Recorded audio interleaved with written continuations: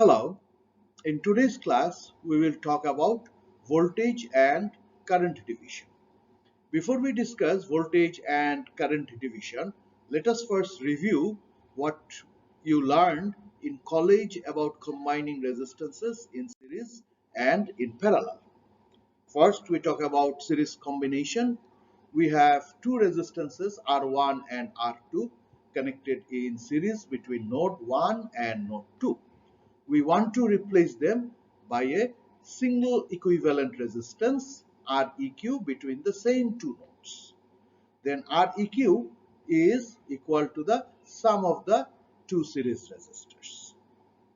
In case of parallel combination, we start with two resistances R1 and R2 connected in parallel between node 1 and node 2, and we want to replace them by a single resistance Req.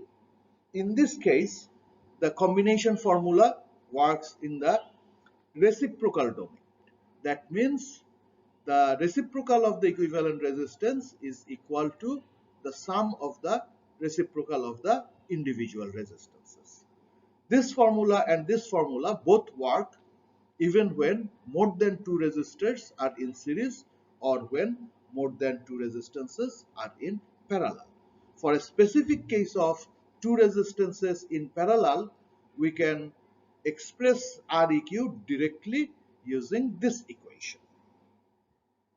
Now we go to voltage division first.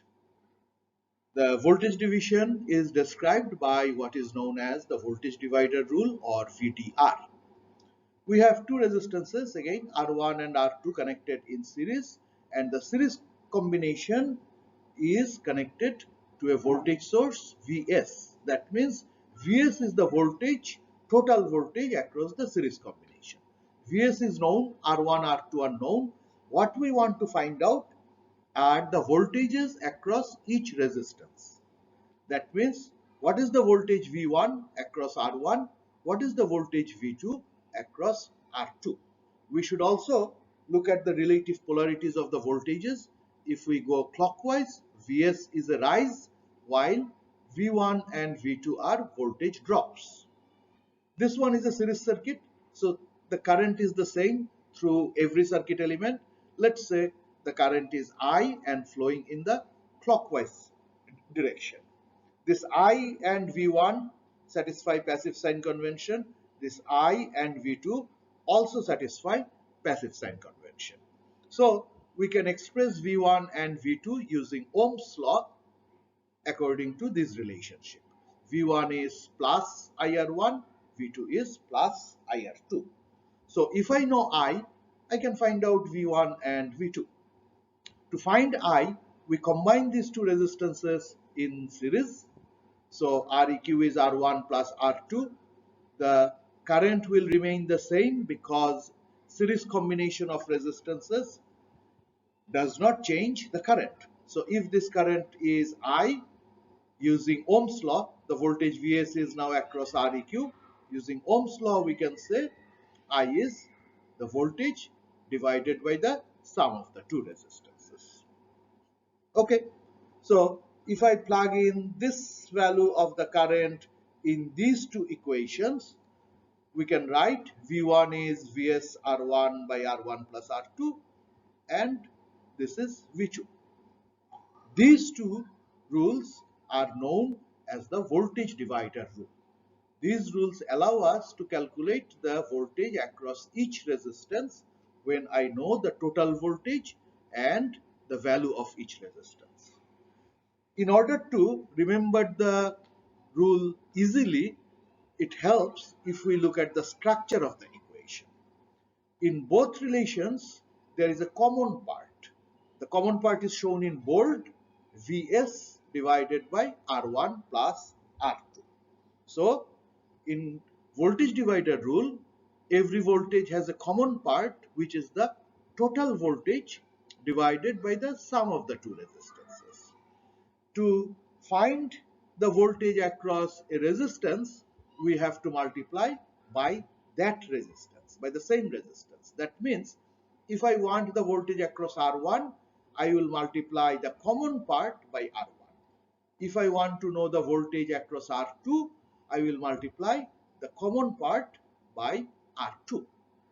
Okay, so these rules are very useful in analyzing electrical circuits.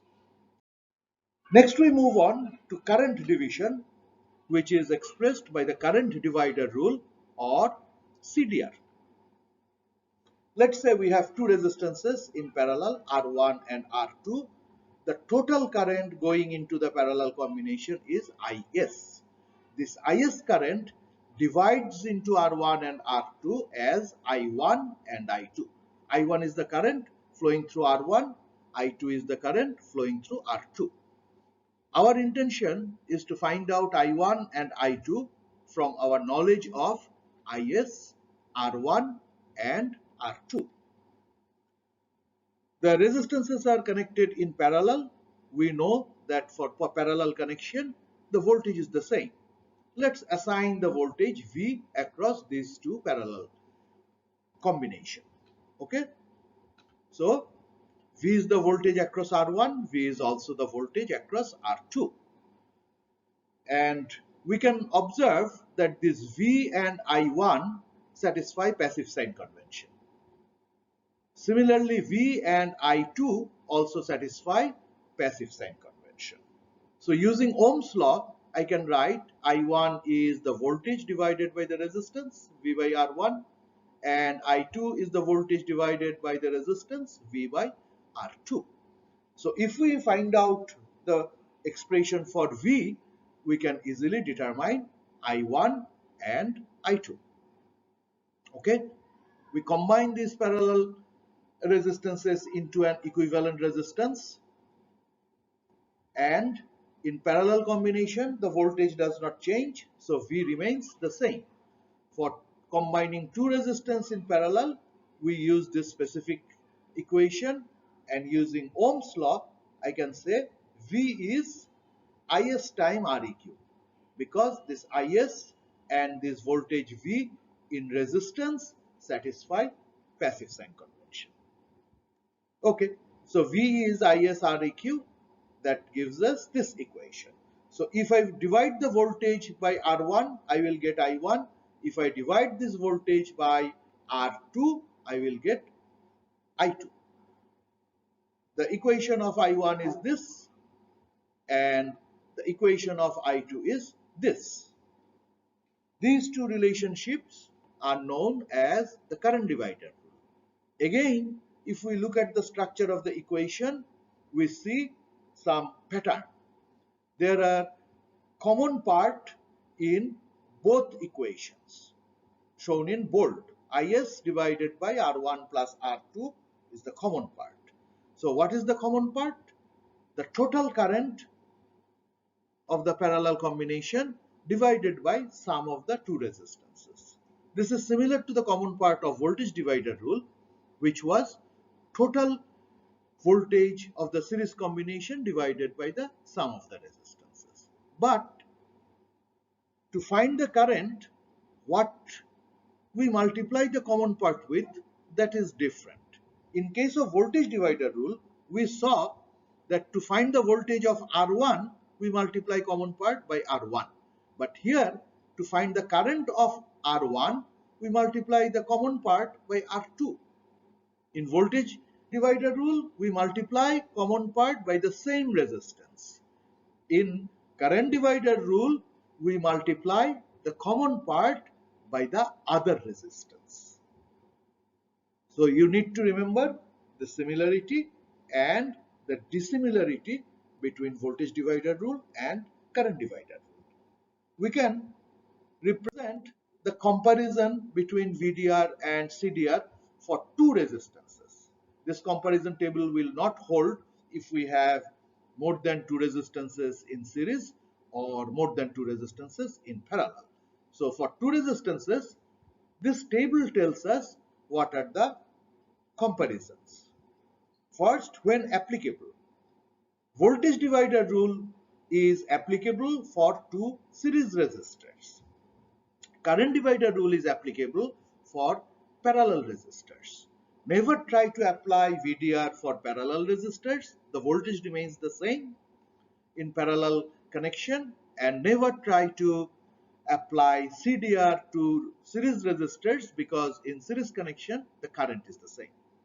Now what do we calculate with these rules? With voltage divider rule, we calculate voltage across each resistor. With current divider rule, we calculate current through each resistor. Okay? And what is the common part on the right hand side of the equations? In voltage divider rule, the common part is the total voltage divided by the sum of the resistors. In current divider rule, the common part is the total current divided by the sum of the resistors. So the common part in both rules are similar. And to find a voltage, what do we multiply the common part by? The same resistance. To find the current through a resistor, what do we multiply the common part by? By the other resistance. So this is the important difference which you should remember. Okay. Now we will look at two special cases of voltage divider rule and current divider rule. First, we considered the situation when we have a resistance in series with an open circuit. R2 is an open circuit. We have already discussed that an open circuit means infinite resistance. So let's apply voltage divider rule to this situation to calculate V1. V1 is, we know, Vs R1 divided by R1 plus R2. But now R2 is infinity. Vs is finite, R1 is finite. In the denominator, R2 is infinity. So the result is 0. Okay. So if V1 is 0, then Vs is equal to V2. That means the entire voltage Vs drops across the open circuit. And if the voltage across R1 is 0, according to Ohm's law, the current through R1 is also 0. When the voltage and current of a resistance is 0, the resistance is not doing anything in the circuit. The resistance is electrically inactive. So we can generalize this finding. By generalizing, we can state that a resistance in series with an open circuit is electrically inactive. Okay? The next case is resistance in parallel with a short circuit. We consider this situation. R2 is a short circuit, and we know that a short circuit means the resistance is 0. Now we apply CDR to calculate I1. I1 is Is R2 divided by R1 plus R2. Now R2 is 0. So in the numerator we have 0. But R1 is not 0. So denominator is not 0. As a result, the I1 current is 0. If I1 current is 0, Is equal to I2. In other words, all the current is flowing through the short circuit. No current flows through the resistance. If the current through the resistance is 0, according to Ohm's law, the voltage across the resistance is also 0. If the voltage and current of a resistance in a circuit is 0, the resistance is not doing anything in the circuit. It is electrically inactive. So we can generalize our observation in this way. A resistance in parallel with short circuit is electrically inactive. So we have learned about two situations when a resistance in a circuit can be electrically inactive. First, if the resistance is in series with a open circuit. Second, if the resistance is in parallel with a short circuit. These are very useful rules to simplify circuit analysis in practical cases. We will remember this for the rest of the course, actually for the rest of your professional life. Now let's solve a problem. Always the proof is in the pie, and whether we have understood the concept is in our ability to solve circuit problems. The circuit is given we have been asked to calculate the current I1 through this 6 ohms resistance using either voltage divider rule or current divider rule. We are allowed to use any of the two rules, but we are not allowed to use any other technique which will not involve VDR or CDR. I will show the solution using CDR or current divider rule. Okay. First step in solving almost all circuit problems is to identify the nodes in the circuit. This is a simple circuit. We see that there are three nodes, 1, 2, 3. 3 ohms resistance and 6 ohms resistance are connected between the same pair of nodes, so they are in parallel. If they are in parallel, we can combine them using the parallel combination rule, and the equivalent resistance of these two is 2 ohms. So we can simplify the circuit. The 8 ohms remains, the 20 volt remains, and the parallel combination of the two resistances is replaced by the equivalent resistance 2 ohms. Now, I have a question which is a very important question. The current through these 2 ohms, is this I1? I1 is which current? I1 is the current that is flowing through 6 ohms. When I have combined 3 ohms and 6 ohms in parallel, this 6 ohms resistance has vanished. It has disappeared. When the resistance vanished, the associated current also vanished. So in this circuit, there is no I1 current. The current through equivalent 2 ohms is not I1. This is a different current. This is an important point which you have to understand. So this current is not I1. Let's give it a different name. We call this current I0. Okay. Now the next question is, what is the current which is flowing through 8 ohms from left to right according to this arrow? Is this I1? Of course not. This is not the 6 ohms. But if we look at the circuit, this 8 ohms resistance and the 2 ohms resistance, these two are connected in series. Only two circuit elements at this node. So 8 ohms and 2 ohms are connected in series. We know that series connected elements carry the same current. So the current through 8 ohms and the current through 2 ohms in the same direction are the same. So which current is this? Yes, this current is I0. The current through 8 ohms is I0. The current through 2 ohms is also I0. And remember again, I0 is different from I1. Okay, now 8 ohms, 2 ohms are in series. We can combine them. The equivalent is 10 ohms. And I have already mentioned before that in case of series combination, the current does not change. So the current through equivalent 10 ohms is also I0. In this circuit, we can easily calculate I0 using Ohm's law. I0 is 2 ampere. Now, I0 is the current flowing through 8 ohms from left to right. And in our original circuit, we have this 8 ohms resistance. So this current and the current through this 8 ohms from left to right must be the same because they are the same circuit elements. So we can argue that the current through this 8 ohms flowing from left to right is also I0, which is equal to 2 ampere. So after all these steps, we have found out that the current through 8 ampere is, current through 8 ohms is 2 ampere, which is flowing into the parallel combination of 3 ohms and 6 ohms. We can apply CDR for parallel connection of resistances. Here, we know the value of the two resistances. We know the total current, so we can easily calculate I1. Let's write CDR.